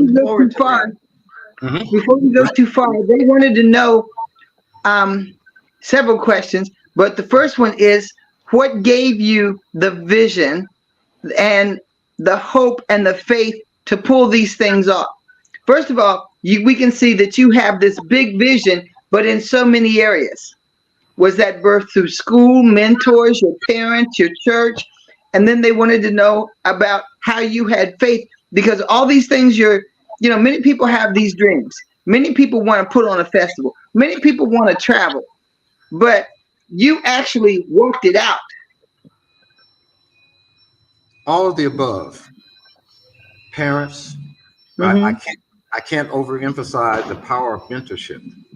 Right. If you go to my YouTube channel, there's a video called Jazz Day. Okay. In that Jazz Day video, I talk about the power of mentorship and how who's Miles Davis' mentor. This whole train, how we all stand on others' shoulders. And right. I'm extremely fortunate that I stand on the shoulders of many, many giants. Wow. My grandmother's big sister was the first black woman to receive a PhD in Texas. Hey, Cheryl, tell them. Wow. And, excuse me. I have chills.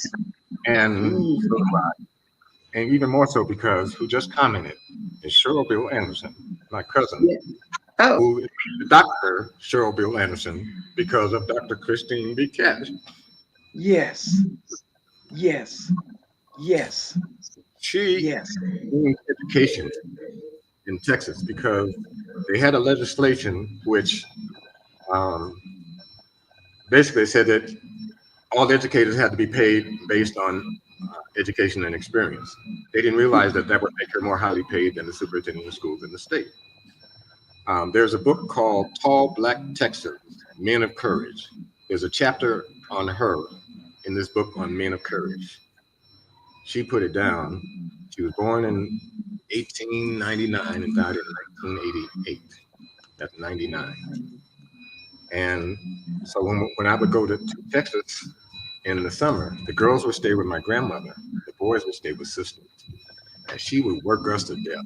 And my grandmother would come, there was like a pile of bricks at the front of the driveway. We were supposed to, you're paying us a penny a brick to take it back. And it was hot, hot, hot. And my grandmother comes, sister, you can't have these boys out here doing that. But she was, she pioneered fish farming in Texas. She was a pioneer. It's a big thing in Africa. She had, she had she had all kinds of stuff, but she was also interested in our history and genealogy. And when she would hear somebody was related to her, she'd jump in the car and drive to Louisiana or drive wherever. So I pretty much inherited both the spirit and her library, which was profound. Yes. I remember one book I saw in her library that was talking about the consciousness of fire. And I mean, she was exposed to high intellect. And so, a number of mentors in terms of African history, it was Dr. John Hendrick Clark and Dr. Ben. I would call Dr. Clark every Sunday. And like, Dr. Clark, we need this information. He said, y'all ain't serious. I'm blind. I can find it. What's your excuse? And so if you go to YouTube and look up John Hendrick Clark with an E on the end, A Great and Mighty Walk. A Great and Mighty Walk is one of the best 90-minute summations of our experience from The ancient Africa. Great and Mighty Walk. Yes, the Great and Mighty Walk, John Henry Clark. And from a I reading have some of standpoint, his videotapes on my YouTube channel also, and Dr. Ben's also, because they, as you said, they're giants. So you were in this think tank without yes, even knowing it, and in the midst of I, giants. I knew it because Yes, the Association for the Study of Classical African Civilizations, especially during the 80s, was where the, the, the African thought was at its highest. And every okay. year they would have the Melanin Conference globally, the Global Melanin Conference all over the world. So I was following the work of those people, Francis Cress Wilson, and Zinga Haru, Asa Carruthers, Michael Eric Dyson, Wow. many during that time period. And then, like I said, when I met Herbie, seeing the power of his music again, when at the time I interviewed him, before then a jazz album might sell 10,000 copies. Yeah. His comedian was revolutionary and sold 750,000 copies and put jazz on the map. And then you fast forward to the 80s when he came out with the rocket video, and the robots in the video was whack. Everybody, it was so out there, mixing technology and music and all, and it was such a revolutionary thing. He emerged again with more accolades. But there's a book, his book called Possibilities, Herbie Hancock Possibilities. Okay. And then there's another book where Herbie Hancock, Wayne Shorter, and Daisaku Ikeda are talking about creativity and jazz and human community. And in it, Wayne Shorter, who's one of the greatest saxophone players in the world, rest in peace, he died last year. And on his birthday, there was an all-star jazz celebration music concert at the Hollywood Bowl that was just really, really, really fitting. But in the book, Wayne he said the first time he heard somebody improvise on his instrument, he was intimidated because he didn't have the chops. But once he was able to, practice to a degree in woodshed and refine his chops, then his confidence came. And he said, improvisation requires courage because you don't know what's going to happen in the next moment. And then Daisaku Ikeda, I'll speak more about him in a minute. Okay, it's Herbie Hancock Possibilities, try it on YouTube.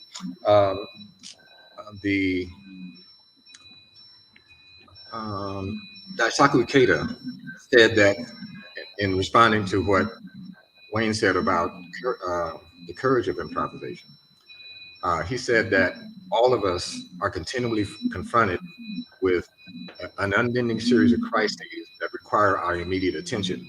And he called that an improvisational performance at the highest level. So what human beings have to do, what a woman in South Africa, South Sudan has to do to get water, what somebody in Southeast Asia has to do to make sure their kids are safe. We are all confronted daily with this series of choices that we have to make. And the more we know about the law of cause and effect, the results of the next action, the next word, the next thought, the more we know about that, the more we harmonize with that, the better the outcome we'll receive from the causes that we make. So going back to how I met Herbie Hancock, this was when I was writing for Soul and Jazz magazine. And that was, I'm giving kudos to Dee Dee McNeil and Bill Chappelle, the publishers of Soul and Jazz. I remember that name. More pioneers who bucking the system but brought real quality content to the community, and they're still around jamming. And so my assignment was to go interview Herbie Hancock. So I go to Herbie's house in Beverly Hills. I walk in and there's these people chanting. So I had to wait till they finished. So my first question, okay, what was that? What's that got to do with you? So he explained what they were chanting was the mantra Nam Myoho Renge Kyo, which is a Nichiren Buddhist mantra revealed by a 13th century Japanese prophet named Nichiren Daishonin. And so I had heard about Buddhism vaguely in school. I knew there were people who did something called chanting, but that was the first time I had heard about it. But Herbie, the discussion with Herbie was the first intelligent explanation I got. And my philosophy based on this law of cause and effect and the vibration that we make in terms of our daily rhythm. And it's talking about the simultaneous nature of cause and effect. So the instant you make a cause, the effect exists. It may not be visible right now. In the same way that you plant a seed of corn, it's not visible, but given the proper circumstances, time, light, moisture, it manifests an effect. So in the same way, you steal a purse from somebody, you plant a seed in your life to be stolen from in the future. The more we understand cause and effect, the wiser our behavior becomes. And this mantra is a tool to trigger, to activate a vibration that is fundamental to human life, or fundamental to all life. So I did the interview with Herbie, and while we were doing the interview, there was an album on the table from a recording artist named John Lucien, one of the best male voices ever. He was from the Virgin Islands. And, oh yeah. And in this particular album, he had a song called Creole Lady, and in it, it had chanting during the chorus. So he had his group of people that he chanted with were in the studio and did background while he was recording. So I asked, Herbie and I talked about that. So now, after I left the interview, I kept running into Nam Myoho Renge Kyo that week. I was at the beach, I heard some people chanting. I went into a McDonald's, somebody handed me a card that said, chant these words, you get anything you want. I'm like, get out of my face. But at the end of the week, on the Friday, I went into work at the magazine, and a TV production company had called the magazine because the host of a TV talk show called Vision was sick, and they were wondering if one of the reporters at the magazine could host a show. I was the first one in work to say, hey, you want to go on TV tomorrow? I'm like, sure. So when I went the next day, the producer introduced me to the guest, who was John Lucien. And I was like, hey, I was just talking with Herbie about your record. And so it was a half-hour talk show. He did a song. We would talk about his musical influence, do a song, talk about he would also practice Buddhism. And so after the show, I went to dinner with him. I went home to his house to have dinner with him. While I was there, Tina Turner came by. About 20 minutes later, Leslie Evans came, Billy D. Williams, Carlos Santana. I'm out now. Billy D. I'm like, something's up here, and I need to help. So that was my first time chanting Nam Myoho Renge Kyo with a group of people. And what I enjoyed the most was the buzz. And so after that, I would just chant because I liked the buzz. I liked the fact that I can make myself buzz. And and they said that you could chant for anything you want, physically, spiritually, or materially. Physically, spiritually, whatever. And you would see the results in your practice.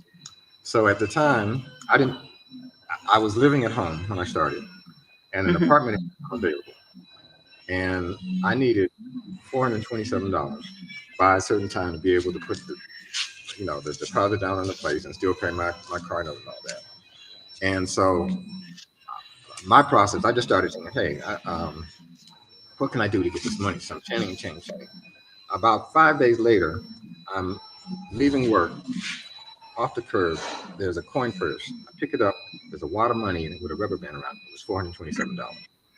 Wow. Like, forget the small stuff. So I went home and I chanted for $1 million. And so I had, some few things, but I began to wonder what was behind it. So that's when I started to study the philosophy. I grew up in a Baptist environment. We went to Mount Tabor Baptist Church. I was a preacher on TV, a Baptist preacher on TV when I was like 8 or 9 years old.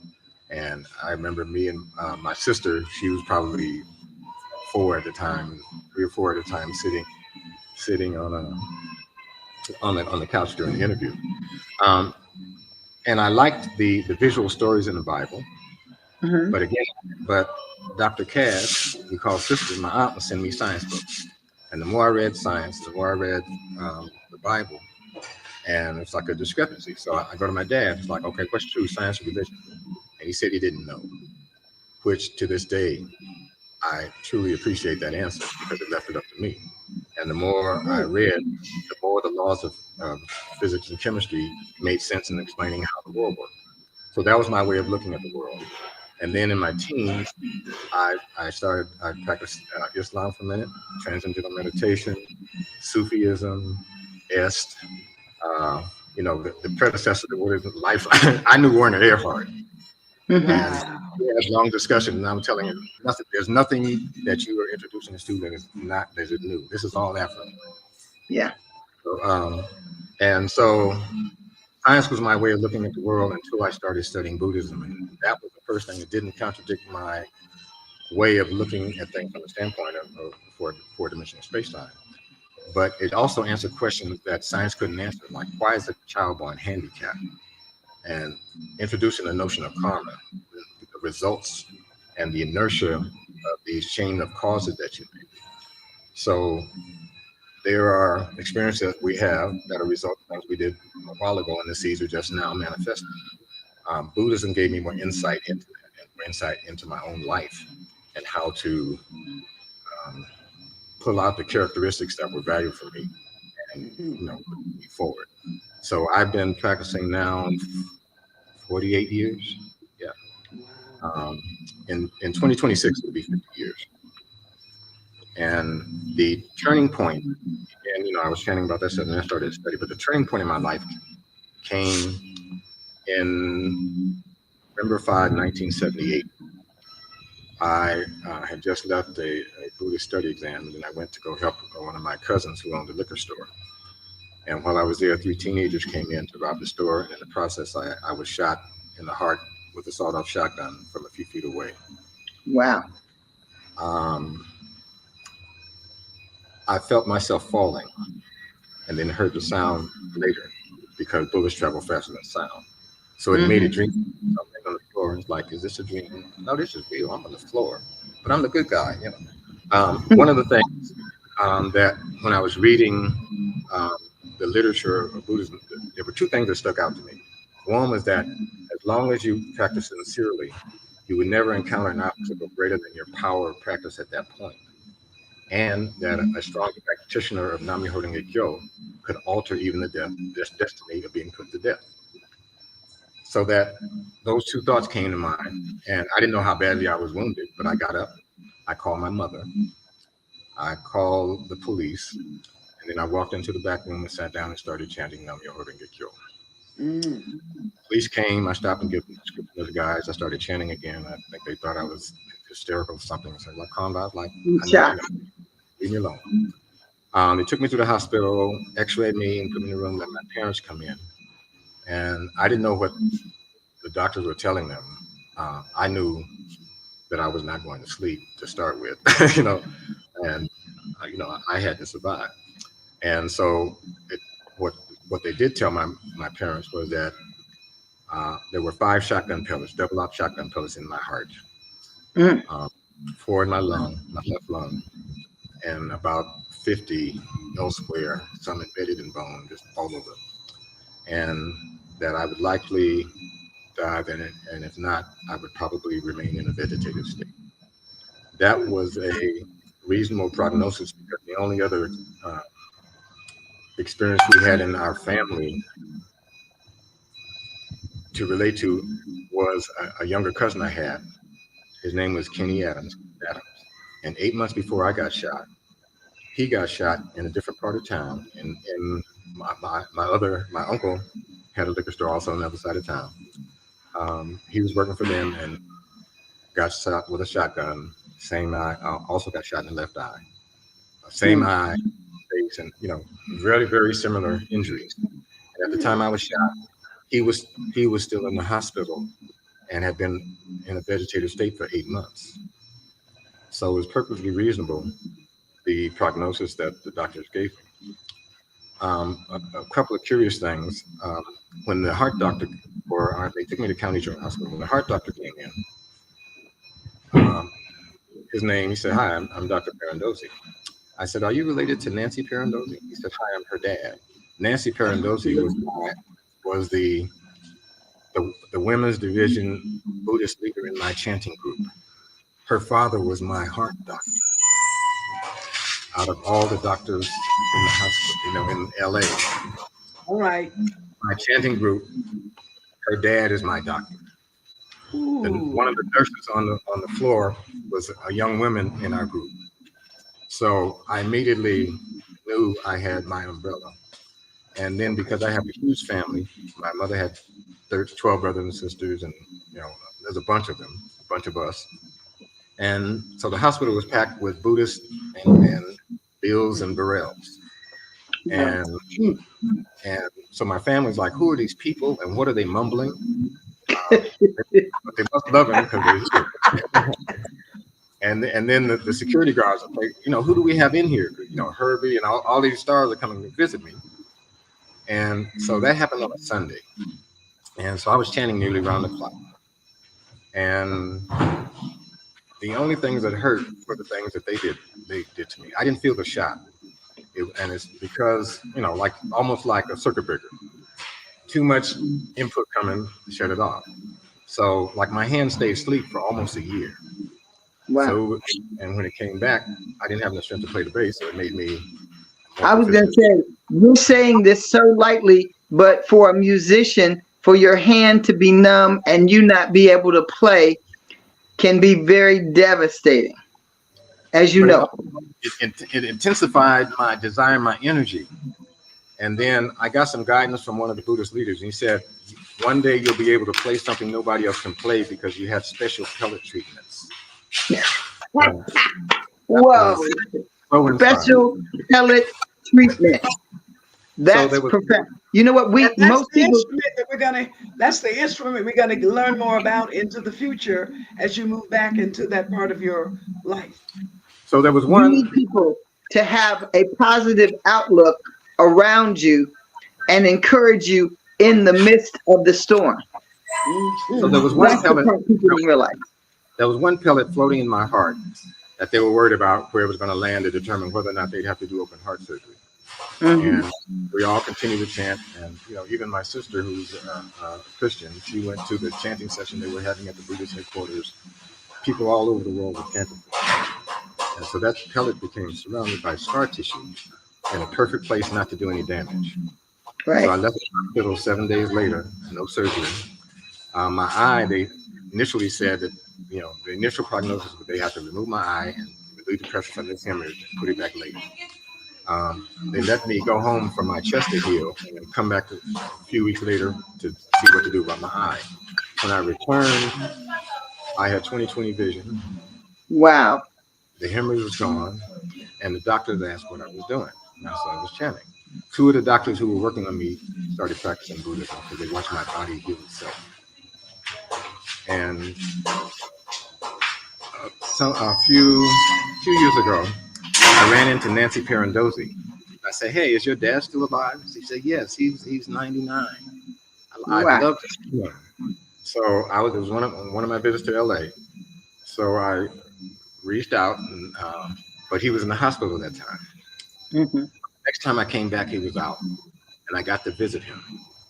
So if you go to my Facebook page, there's a post where I talk about heroes. And I say a lot of people look up to actors and rich people and athletes and all kinds of, but somebody who can restart a heart or restore your sight. Absolutely. The real heroes. And so I talked about that, and then I played the song Hero, Mariah Carey's Hero. I played for him in his home. And there's a video of that on Facebook. And so let me stop you there because our viewers want to know, how can they reach you? So far, we've posted your YouTube channel and my email address. Okay. Let me put it in the chat. I have all them written. Let me grab them and post them. Yeah, why don't you do that? Let me go do that right now. We are amazed. We are honored. Our guests are honored You have so many hearts. You've got little hugs coming in, those little bitmojis and emojis and stuff. You got kisses, thumbs ups, and hearts continuing to flow. You've got people to say what a great job, that they need to hear more from you. We have people commenting and they just want to know so many things about you. So let me ask you this. Go ahead. Where I just came from, again, 3:30 this morning, I was in Addis Ababa, Ethiopia, getting on an airplane coming here. And I got here and I slept all day till it was time to do this. But the last few days I've been in Addis at the G20 summit. And this segment of it is the interfaith, G20 Interfaith Collective. And it was in honor of Interfaith Harmony Week. This week is Interfaith Harmony Week. And, okay.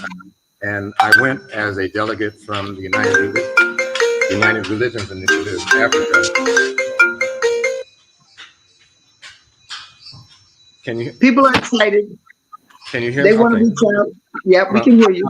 United Religions Initiative Africa, which is the largest umbrella of religions, traditional African religions, and interfaith groups. And for the first time, I think 2019 was the first time that the United Nations incorporated as part of the regular program the interfaith community, which is huge. The religions all over the world. And one of the examples that came out of that particular one was the Association of Imams and Preachers in Kenya made a pact amongst each other. Check your lighting. We've lost your lighting. Check your lighting. Light? Okay, one sec. That's okay. You went dark. Continue to talk. We can hear you just fine. There you go. Okay, what did I say? Where did I leave off? I'm sorry. You were telling us about where you just came from. Okay, so yes, this week is Interfaith Harmony Week. Yes. And endeavoring to stem religiously based violence, hate speech, xenophobia, all of that. And the G20 last year at the same gathering we had last year, the recommendation that came out of it was that the African Union be admitted as a permanent member of the G20. That has since happened. So one of the things we were celebrating this week is that the African Union is a permanent member of the G20 summit. And the G20 is probably the most powerful decision-making body in the world in terms of the number of people it impacts. And so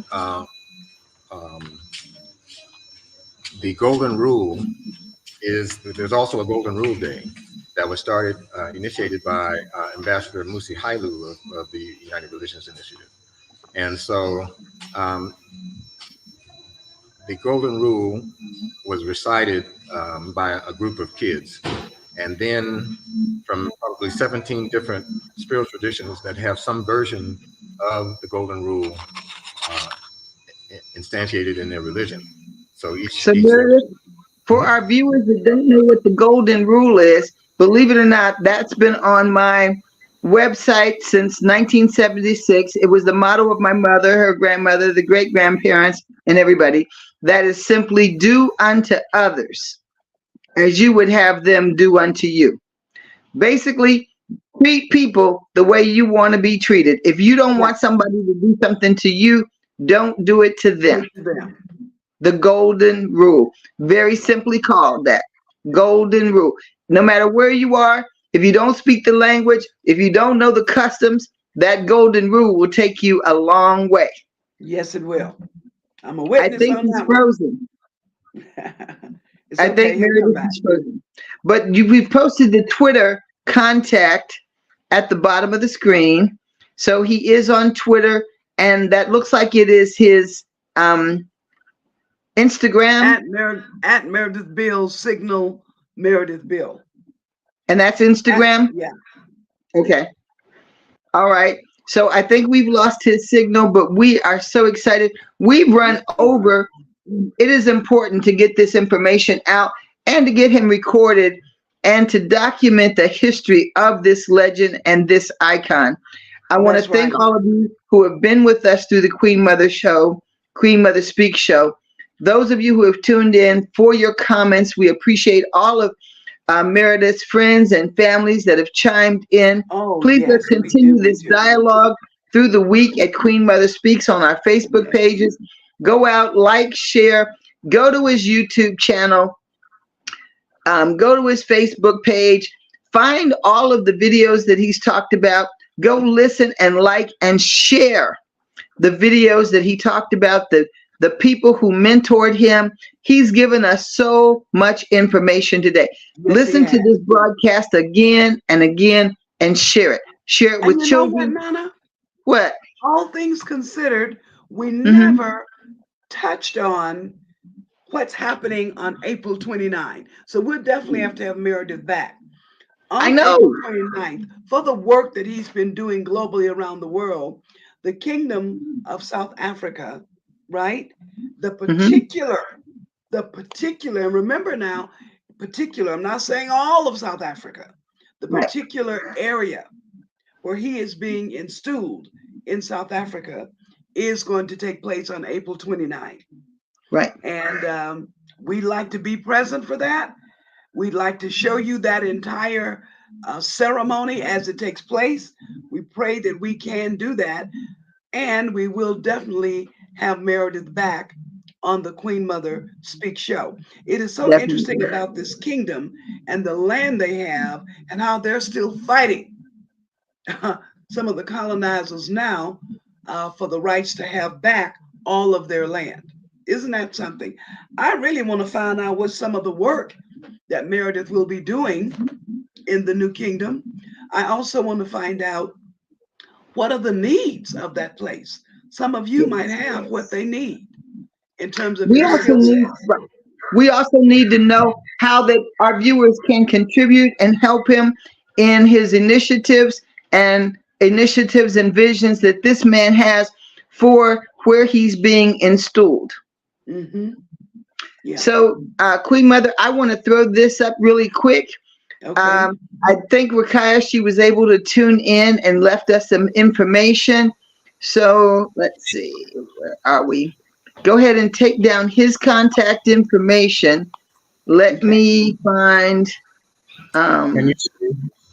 Am I back in? Yes, you are back, sir. Okay, thank you. Let's see here. I'm going to go get. Wait just a moment. We're doing some housekeeping here. Okay. Queen Mother, did I share with you? Queen Mother, did I share with you the a thing on the golden rule from the various religions? Yes. Yes, you did. Yes. No, we've already decided, Meredith, that we've had a great show, and obviously we didn't cover everything. We didn't even talk about the enstoolment. We're not going to try to do that now. That's another show. Right. All right. We have to bring you back. That's another show. We would like a piece of poetry today. Yes. And we'll end it with that for today because we're right at the 7 p.m. hour. So we've never had a show this long before, but we've also never had His Majesty on the show before. So we're most grateful that you're here. We'll find another day and time to talk about what's going on in South Africa. But furthermore, what can the audience do to support the things that you're going to be doing in South Africa? That's we asked that while you were gone. We always do in the Queen Mother Speak show. We follow people and we see what they're up to and who in our listening audience, our viewers, how do they want to interact with what you're doing? Whether they're young people, regardless of your age level, male, female, regardless of where you fall in the culture fallout. And by that I mean red or yellow, black and white. We're saying if this is something that interests you, let's see what we can do with, because it's like he's going into a kingdom that we want to learn about. We will on one of the other shows.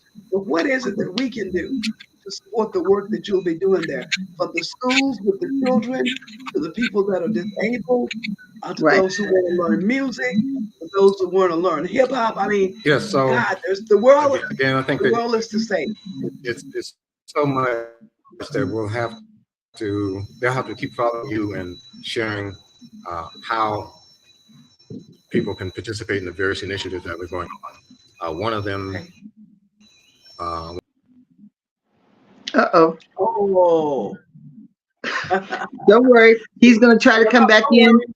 Right. We're going to get it. And we'll also be asking about those concerts. We want Yeah. to know about those concerts 6 months to a year in advance so people can plan to go to them. So Queen Mother, you can see I've put up our herbalist coach, Raquiyah's. She said, greetings and blessings. All notes on Cancer Prevention Month. She said, join and visit Herbalist Educator, Lifestyles, Holistic Coaching, Self-Healing. It's Herbalist Educator on Facebook.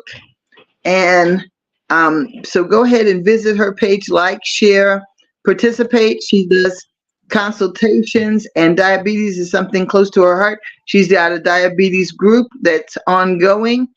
And also we were talking about health and cancer, and she wanted to apologize to everybody that she was not able to be present on the show today. So thank you, Raquiyah. We're glad you did make it in. We're glad to know that you are well. Safe travels to you. Yes, sir. You are back. You're back. Okay. So I'm going to share the poem, The Golden Days, which was one of the shared this weekend with everyone. And it's talking about the fact that this simple rule is universal and can help anybody.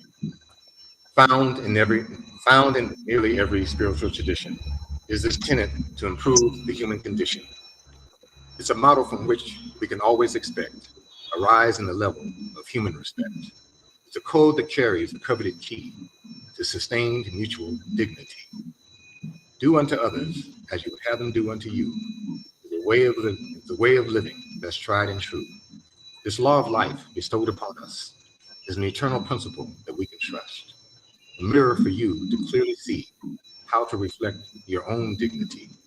Do unto others, the universal creed, determines how they do unto me. Cause and effect, a simple law you see, contains a formula for destiny. It's cherished as one of humanity's greatest rules, known to the world as the Golden Rule. And I wanted to share one more. Please do, because this is Poetry Month, and we've all said we're going to bring poetry, but we haven't. We've just been having such great guests, but we want it. We're listening. We're ready. So the Golden Rule is contained in my book, Victory Moment to Moment, which will be on Amazon in about 2 weeks. The poem I'm getting ready to share is Africa Rising.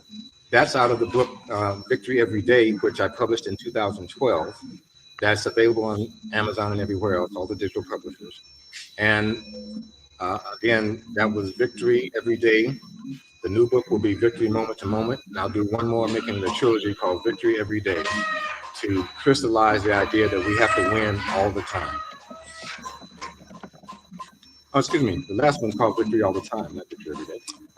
So here we go with Africa Rising, pulsing with the vibrance of original human life. A nurturing mother to all, sleeping giant awakening in the dawn.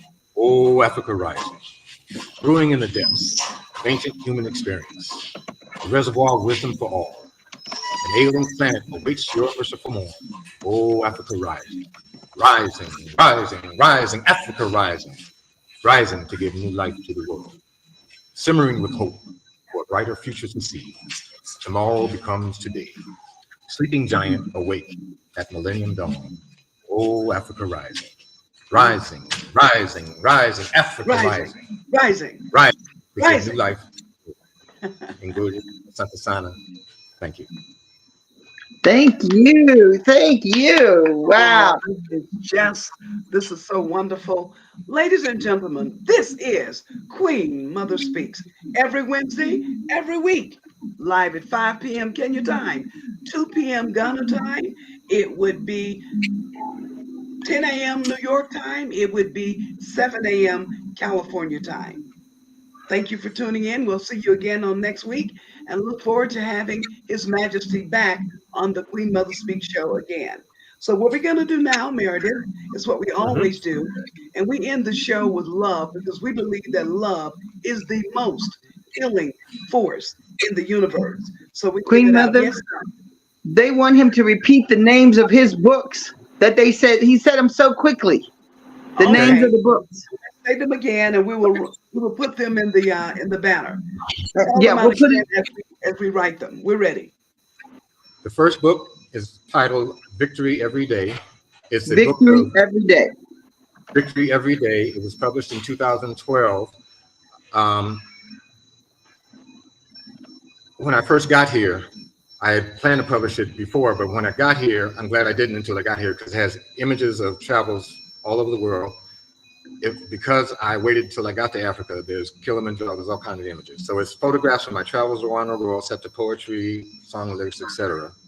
I've been to 63 countries in the world, 27 African countries halfway through. The second book, Victory Moment to Moment, and that'll be out shortly. And the third book in the trilogy will be called Victory All the Time.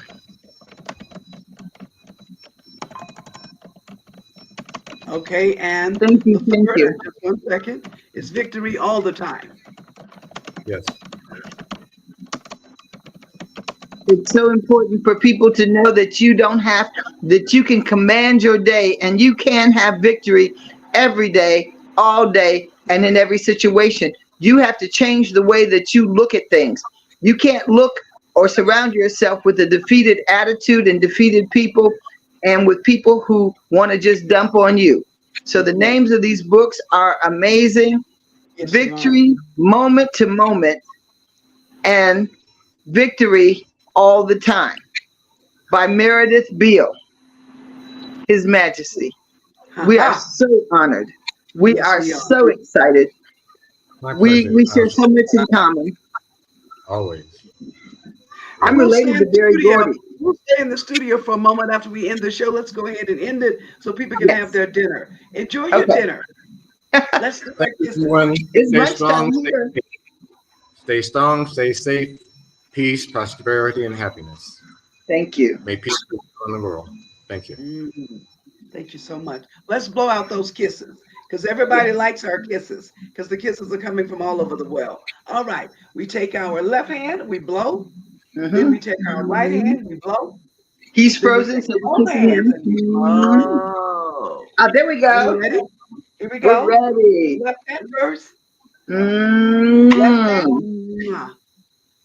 Right hand. We're getting a delay, but you know he's sending it. And both hands.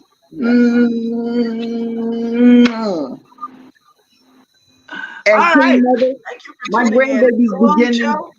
My grandbaby goes like this. Mwah. Mwah. Yeah. He's blowing us kisses. His Majesty. I hope we look forward to everything that we can show our audience that's taking place in South Africa.